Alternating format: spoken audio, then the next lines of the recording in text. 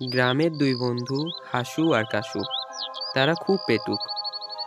গ্রামে বিয়ে বাড়ি বা অন্য অনুষ্ঠান হলে তারা সবাই সবার আগে হাজির হয়।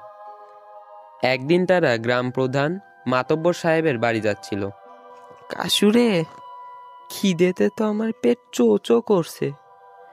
আজ নাকি মাতব্বর সাহেবের বাড়িতে খাসির বিরিয়ানি রান্না হচ্ছে। একদম ঠিক ধরেছিস। চল গিয়ে দেখি যদি এক হাতা পাওয়া যায়। গ্রাম প্রধানের বাড়ি গিয়ে তারা দেখল বাড়ির রান্নাঘর থেকে আস্ত একটা বিরিয়ানির হাঁড়ি শূন্যে ভাসতে ভাসতে পেছনের জঙ্গলের দিকে চলে যাচ্ছে। ওরে হাসু, ওটা দেখ, বিরিয়ানির হাঁড়ি যে উড়ে যাচ্ছে। চুপ, এটা তো স্বাভাবিক না। হাড়িটা দেখ, পেছনের জঙ্গলের দিকে যাচ্ছে।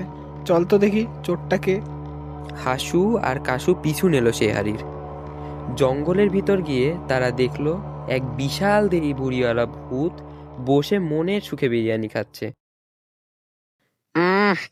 খাসির মাংসর যে কি চমৎকার ঘ্রাণ! উফ, মোরেও শান্তি নেই, শুধু ঘ্রাণ নিয়েই দিন কাটাতে হচ্ছে। হাসু, ওটা তো গাফুর মিয়ার ভূত, যে যে যে মারা যাওয়ার আগে কাউকে কিছু খেতে দিত না। দাঁড়া, দেখাচ্ছি ওর মজা। ও তো খাবারগুলো নষ্ট করছে, আমাদের কাউকে খেতেও দিচ্ছে না। হাসু আর কাসু বুঝতে পারল ভূতটাকে তাড়াতে হলে তার লোভ কমাতে হবে। তারা একটা বুদ্ধি করলো। তারা পাশের মাঠ থেকে এক গামলা লঙ্কা পোড়া আর তেঁতুলের টক নিয়ে এলো।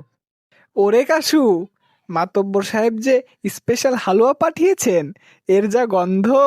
রাজাও এমন জিনিস খায়নি কখনো। কি হালুয়া? রাজকীয় খাবার! আমাকে তো এর ঘ্রাণ নিতেই হবে। ভূতটা ভাবলো বুঝি নতুন কোনো সুস্বাদু খাবার। দেখি তো কেমন ঘ্রাণ! উফ, আর যে তর্স হয় না।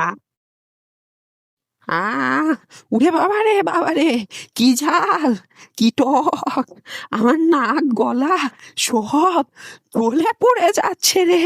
আহ উ সে এক বিরাট হাঁচি দিল। আচ্ছা, সেই হাঁচির চোটে ভূতটা একদম পাতলা ধোঁয়ার মতো আকাশে উড়ে গেল।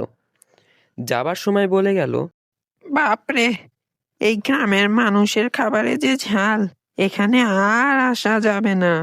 হাসু, তোর বুদ্ধি তো জব্বর। ভূত বাবাজির বিরিয়ানি খাওয়ার শখ এক হাসিতেই মিটে গেল। এখন ওই হাঁড়িটা নিয়ে গিয়ে মাতব্বর সাহেবকে দিয়ে আসি, তাহলে আজ অন্তত পেট ভরে খেতে পারবো। গ্রামবাসী তাদের হাড়ি ফিরে পেল, আর হাসু আর কাসু হলো সেই দিনের হিরো।